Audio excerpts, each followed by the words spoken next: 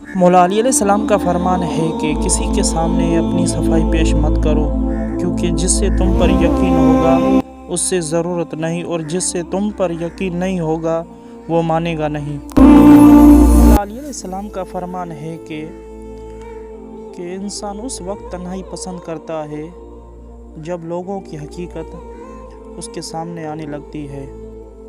حضرت علی فرماتے ہیں، کھونا مت کسی کو کسی کے بہکاوے میں آ کر، بہت مشکل سے ملتے ہیں لوگ سینے سے لگانے والے۔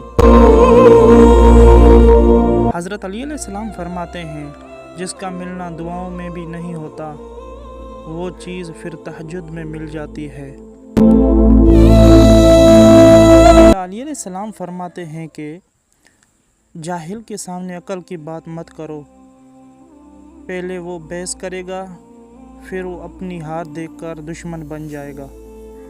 مولا علی علیہ السلام فرماتے ہیں کہ کبھی بھی ایسے شخص کو نظر انداز مت کرنا جو تمہاری بہت قدر کرتا ہو، کیونکہ تمہیں احساس ہوگا تم نے پتھر اکٹھے کرتے کرتے ہیرا گنوا دیا۔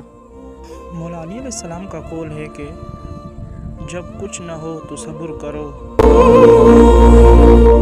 اور جب سب کچھ ہو تو قدر کرو۔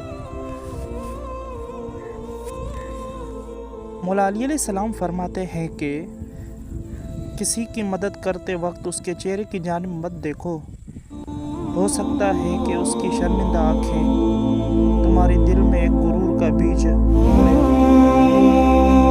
مولا علی علیہ السلام فرماتے ہیں کہ تم کسی شخص کو اس کی دولت کی خاطر عزت دو گے تو سمجھ لینا تم نے اپنا ایمان کھو دیا ہے۔